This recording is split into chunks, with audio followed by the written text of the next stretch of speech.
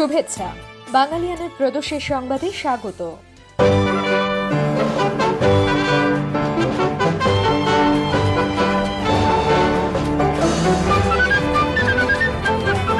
পুরো বিজয়ের মাস জুড়ে দেখুন বাঙালিয়ানার বিশেষ আয়োজন।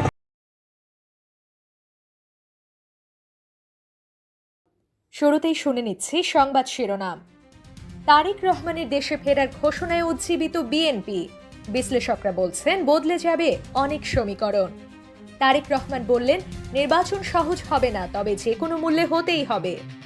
দীর্ঘসূত্রিতা অস্বাভাবিক ব্যয় বৃদ্ধিতে স্থবির চট্টগ্রামের 6 মেগা প্রকল্প, ব্যয় বেড়েছে 8,000 কোটি টাকা।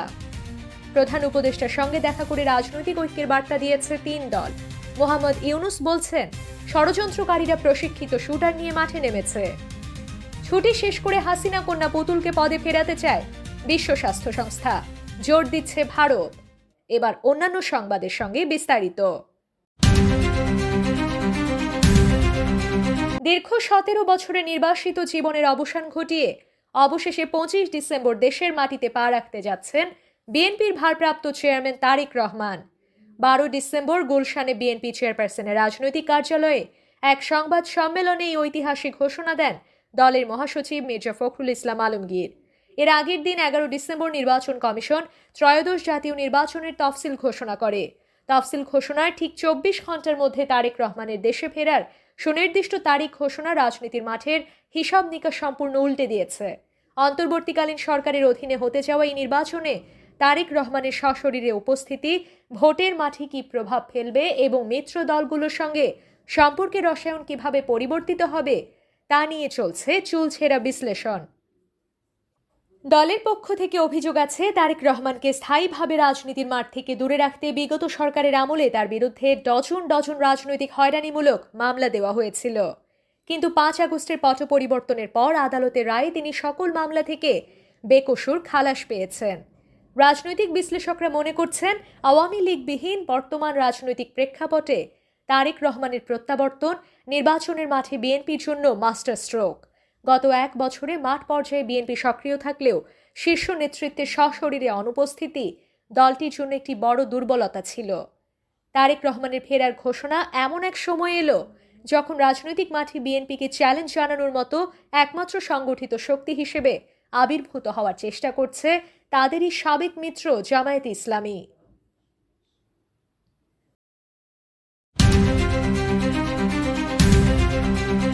যে কোনো মূল্যে দেশে নির্বাচন হতে হবে বলে মন্তব্য করেছেন বিএনপির ভারপ্রাপ্ত চেয়ারম্যান তারেক রহমান। 13 ডিসেম্বর শনিবার বিকেলে রাজধানী ফার্মগেটের কেআইবি মিলনায়তনে বিএনপির দেশ করার পরিকল্পনা শীর্ষক কর্মসূচিতে লন্ডন থেকে ভার্চুয়ালি যুক্ত হয়ে তিনি কথা বলেন। তিনি বলেন, আমাদের মানুষের কাছে আমাদের যেতে হবে। একজন রাজনীতিবিদ হিসেবে আপনারা মানুষের সঙ্গে মেশেন, তাদের সঙ্গে কথা বলেন। আমাদের বসে থাকলে চলবে না। ওসমান হাদির ওপর হামলার ঘটনাকে অত্যন্ত নিন্দনীয় উল্লেখ করে তারেক রহমান বলেন, ওসমান হাদির ওপর এই ঘটনা ঘটিয়েছে একটি মহল। কিছুদিন আগে চট্টগ্রামে আমাদের এক কর্মীর ওপর হামলা হয়েছিল। এই ঘটনাগুলো ঘটিয়ে কেউ হয়তো ফায়দা লোটার চেষ্টা করছে।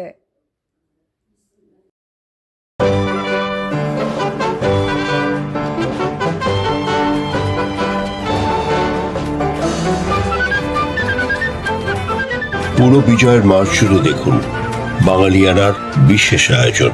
1971 সালের ডিসেম্বর ধীরে ধীরে বৃদ্ধি পাচ্ছিল বাংলার মুক্তাঞ্চলের মানচিত্র। অবস্থা বেগতিক দেখে পাকিস্তানি হানাদার বাহিনীও বাড়াচ্ছিল হিংস্র নৃশংসতার থাবা। রক্তাক্ত সেই সময়েই অস্ফুটে বেজে চলছিল বিজয়ের গান। সারা বিশ্বের ইথারে ইথারে উচ্চারিত হচ্ছিল বজ্র নির্ঘোষে একটি নাম, যে নাম মাথা নত করতে জানে না। রক্ত স্নাত সে নাম বাংলাদেশ।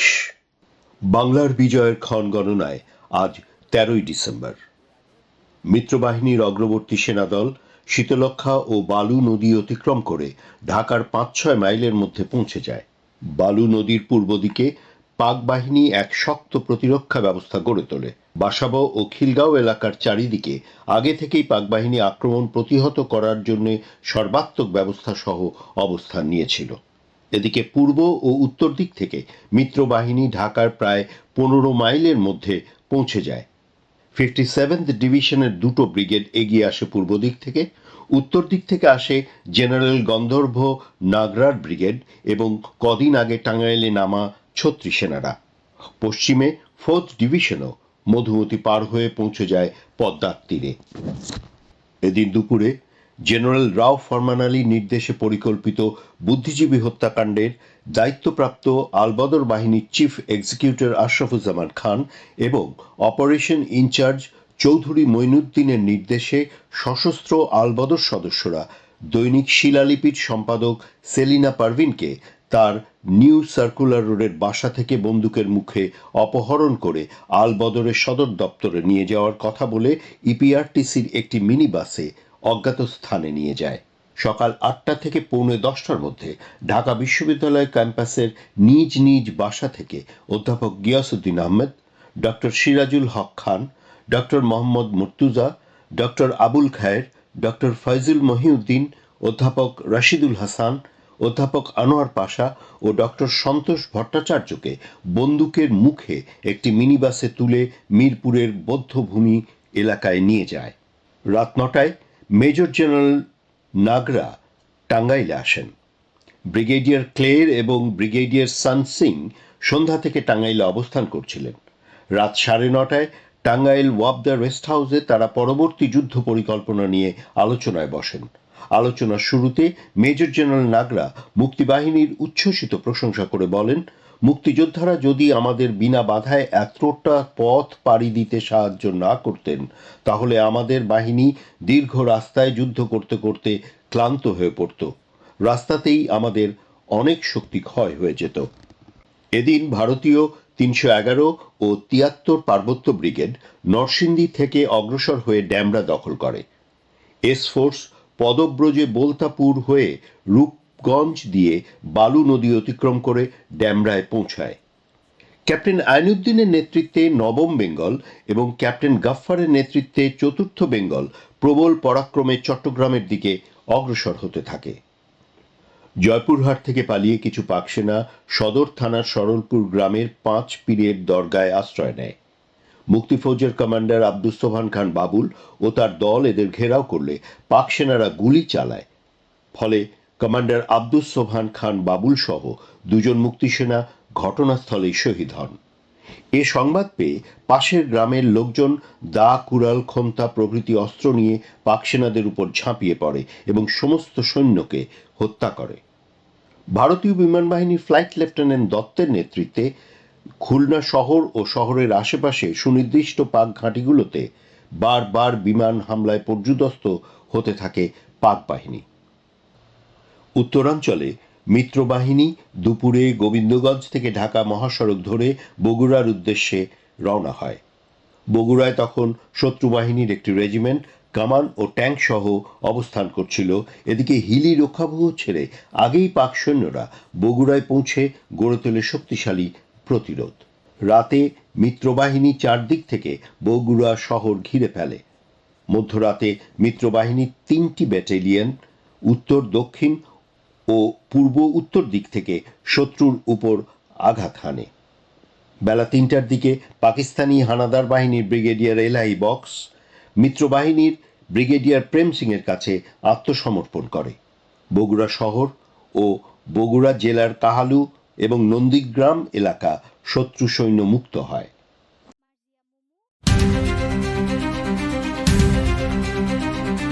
প্রায় 23,000 কোটি টাকা ব্যয়ে চট্টগ্রামের 6টি বৃহৎ উন্নয়ন প্রকল্প দীর্ঘসূত্রতা ও অস্বাভাবিক ব্যয় বৃদ্ধির মুখে পড়েছে।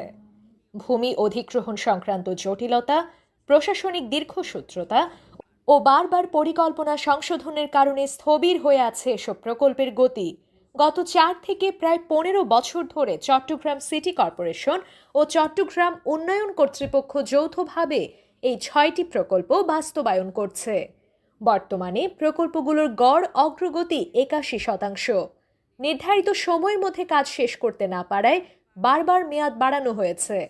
প্রকল্পগুলোর প্রাথমিক অনুমোদিত ব্যয় ছিল প্রায় 14,848 কোটি টাকা, কিন্তু মূল হিসাবের বাইরে এখন অতিরিক্ত 8,047 কোটি টাকা ব্যয় হচ্ছে। প্রশাসনিক জটিলতা, ভূমি সংক্রান্ত বিরোধ, পরিবেশ ও প্রকৌশলগত চ্যালেঞ্জ এবং প্রযুক্তি ও সরঞ্জাম সংগ্রহে বিলম্ব, সব মিলিয়ে কাজের গতি মন্থর হয়েছে। প্রকল্পগুলোতে ঘন ঘন বাজেট পুনর্বিন্যাস ও সময় বৃদ্ধির প্রয়োজনীয়তা দেখা দেওয়ায় আর্থিক বোঝা বেড়েছে বহুগুণে। জলাবদ্ধতা নিরসনে 2014 সালে বহদ্দারহাট বড়ইপাড়া থেকে কর্ণফুলী নদী পর্যন্ত 2.9 কিলোমিটার দীর্ঘ নতুন খাল খনন প্রকল্প হাতে নিয়েছিল চট্টগ্রাম সিটি কর্পোরেশন। কিন্তু 11 বছর পেরিয়ে গেলেও এখনও কাজ শেষ হয়নি। অর্থ বরাদ্দ ও জমি অধিগ্রহণ সংক্রান্ত জটিলতার কারণে প্রকল্পটি দীর্ঘদিন থমকে ছিল। চসিকের আরেকটি বড় উদ্যোগ হল বিমানবন্দর সড়ক সহ বিভিন্ন সড়ক ও অবকাঠামো উন্নয়ন প্রকল্প। গুরুত্বপূর্ণ এই প্রকল্প দীর্ঘসূত্রতায় আটকে আছে। 2,490.96 কোটি টাকা ব্যয়ের এই প্রকল্পটি 2022 সালের মার্চে অনুমোদিত হলেও এর ভৌত অগ্রগতি মাত্র 52.54%।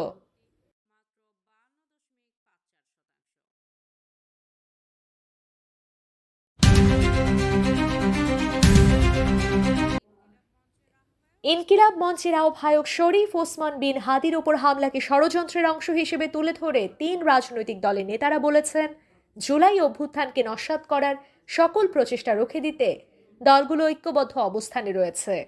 শনিবার রাষ্ট্রীয় অতিথি ভবন যমুনায় প্রধান উপদেষ্টা মোহাম্মদ ইউনূসের নেতৃত্বে অনুষ্ঠিত বৈঠকে বিএনপি, জামায়াতে ইসলামী ও জাতীয় নাগরিক পার্টি এনসিপির নেতারা এই বার্তা দিয়েছেন বলে প্রধান উপদেষ্টার দপ্তর বলেছে।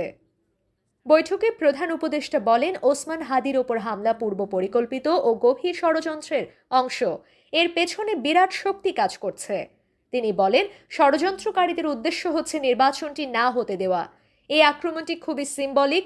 তারা তাদের শক্তি প্রদর্শন করতে চায়, নির্বাচনের সব আয়োজন ভেস্তে দিতে চায়। এগুলোকে ঐক্যবদ্ধভাবে মোকাবিলা করতে হবে। মোহাম্মদ ইউনূস বলেন, এখন পর্যন্ত যে তথ্য পাওয়া গেছে তাতে মনে হচ্ছে ষড়যন্ত্রকারীরা তাদের নেটওয়ার্ক বিস্তৃত করেছে। তারা প্রশিক্ষিত শুটার নিয়ে মাঠে নেমেছে।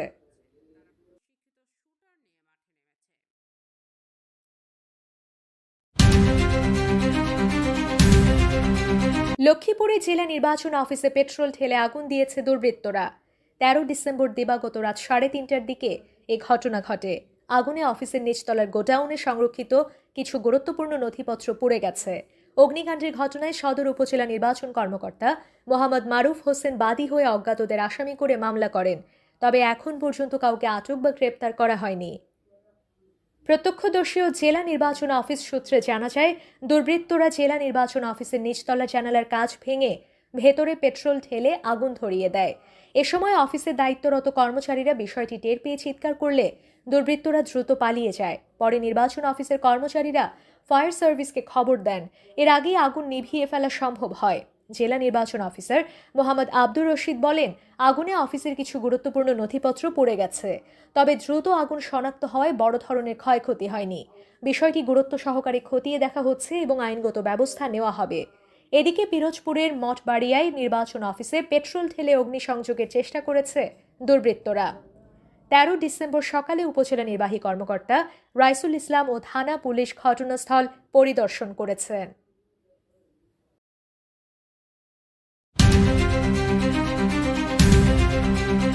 বিশ্ব স্বাস্থ্য সংস্থার দক্ষিণ পূর্ব এশিয়া অঞ্চলের আঞ্চলিক পরিচালক পদে সাইমা ওয়াজেদ পুতুলকে অনির্দিষ্টকালের ছুটি থেকে ফিরিয়ে এনে পুনর্বহালের উদ্যোগ জোরালো হচ্ছে।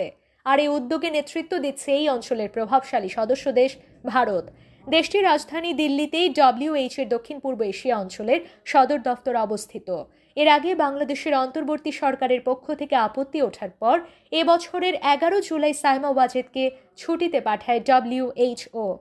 এ ঘটনার 4 মাস আগে দুর্নীতি, জালিয়াতি ও ক্ষমতার অপব্যবহারের অভিযোগে সাইমা ওয়াজেদের বিরুদ্ধে বাংলাদেশের দুর্নীতি দমন কমিশন 2টি মামলা করে।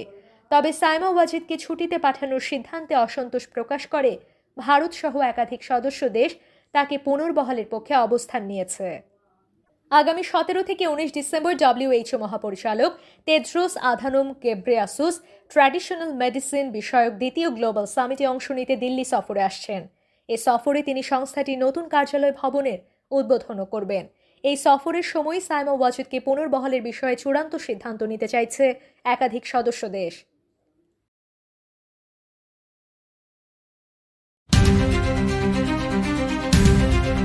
যুক্তরাজ্যে নাগরিকত্ব বাতিলের সরকারের চরম ও গোপন ক্ষমতার কারণে বাংলাদেশি, পাকিস্তানি, ভারতীয় সহ দক্ষিণ এশীয় মুসলিম বংশোদ্ভূত লাখো মানুষ গুরুতর ঝুঁকিতে পড়তে পারেন এমন সতর্কতা দিয়েছে মানবাধিকার সংস্থাগুলো।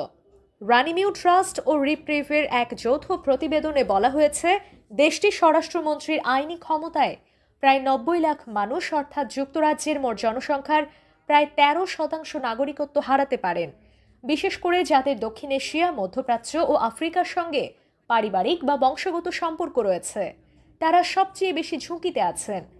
প্রতিবেদনে বলা হয়, বর্তমান আইনে সরকার মনে করলে কোনো ব্রিটিশ নাগরিকের নাগরিকত্ব বাতিল করতে পারে যদি তাকে অন্য কোনো দেশের নাগরিকত্ব পাওয়ার যোগ্য মনে করা হয়। এমনকি তিনি সেই দেশে কখনো বসবাস না করলেও এই সিদ্ধান্ত নেওয়া সম্ভব। অশ্বেতাঙ্গ জনগোষ্ঠীর ৫ জনের মধ্যে ৩ জন নাগরিকত্ব হারানোর ঝুঁকিতে, যেখানে শ্বেতাঙ্গদের ক্ষেত্রে এই হার অনেক কম। সবচেয়ে ঝুঁকিতে থাকা গোষ্ঠীর মধ্যে রয়েছেন ভারতীয়, পাকিস্তানি ও বাংলাদেশি বংশোদ্ভূত ব্রিটিশ নাগরিকরা।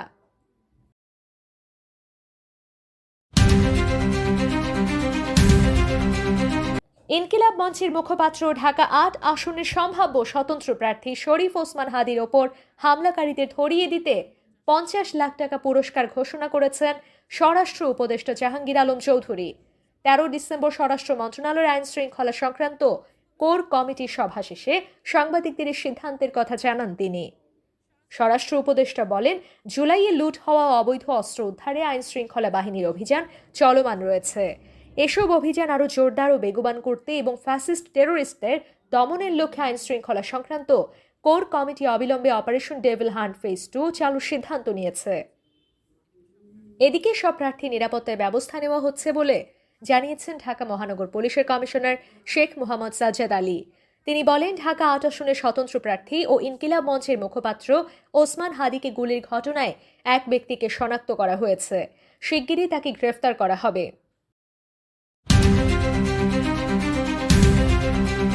গুলিবিদ্ধ হয়ে হাসপাতালে ২৪ ঘন্টার বেশি সময় ধরে চিকিৎসাধীন ইনকিলাব মঞ্চের আহ্বায়ক শরীফ ওসমান বিন হাদির অবস্থা এখনও আশঙ্কাজনক বলে জানিয়েছেন তার চিকিৎসায় গঠিত মেডিকেল বোর্ড। শনিবার বিকালে ঢাকার এভারকেয়ার হাসপাতালের আইসিইউ অ্যান্ড এইচডিইউর সিনিয়র কনসালটেন্ট ও কোঅর্ডিনেটর ডাক্তার মোহাম্মদ জাফর ইকবালের পাঠানো বার্তায় এ তথ্য জানানো হয়। বার্তায় বলা হয়েছে, সেখানে হাদির চিকিৎসায় বিভিন্ন বিভাগের ১৩ জন চিকিৎসকের সমন্বয়ে মেডিকেল বোর্ড গঠন করা হয়েছে। হাদির বর্তমান অবস্থার বিষয়ে বলা হয়েছে, তার মস্তিষ্ক মারাত্মকভাবে ক্ষতিগ্রস্ত হয়েছে।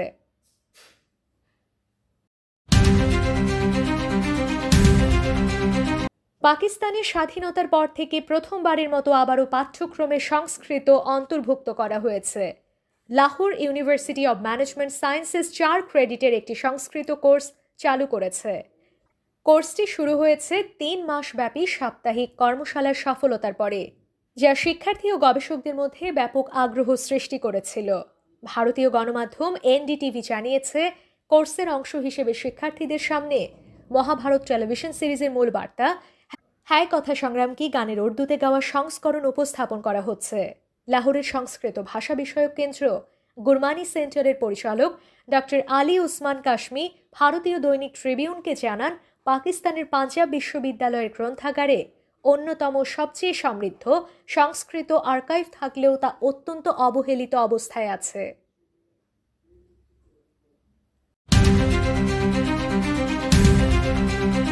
নোবেল শান্তি পুরস্কার জয়ী ইরানি মানবাধিকার কর্মী নার্গিস মোহাম্মদীকে শুক্রবার ১২ ডিসেম্বর মারধর করার পর গ্রেপ্তার করেছে ইরানের নিরাপত্তা বাহিনী। মৃত মানবাধিকার আইনজীবী খসরো আলী কর্দির স্মরণসভা থেকে তাকে আটক করা হয় বলে জানিয়েছেন তার সমর্থকরা। নার্গিস মোহাম্মদী ২০২৩ সালে নোবেল শান্তি পুরস্কার পান। ইরানে নারীদের উপর নিপীড়নের বিরুদ্ধে তার কাজ এবং মানবাধিকার সমুন্নত রাখায় অবদানের জন্য তাকে এই পুরস্কার দেওয়া হয়েছিল। ২ দশক ধরে বেশিরভাগ সময়ই তিনি তেহরানের কুখ্যাত এভিন কারাগারে কাটিয়েছেন। ২০২৪ সালের ডিসেম্বরে চিকিৎসার জন্য তাকে সাময়িকভাবে কারাগার থেকে মুক্তি দেওয়া হয়েছিল।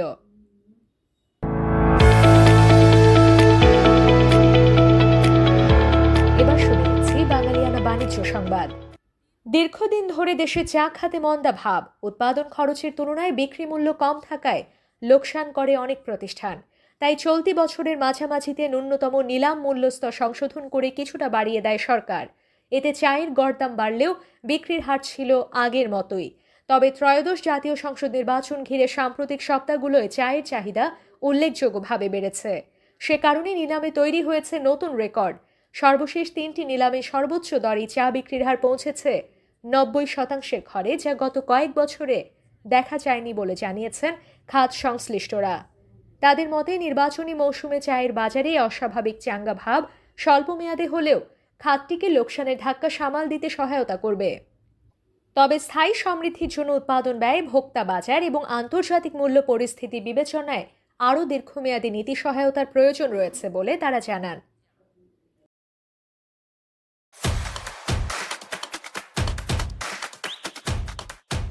এবার শুনে নিচ্ছি বাঙালিয়ানা ক্রীড়া সংবাদ।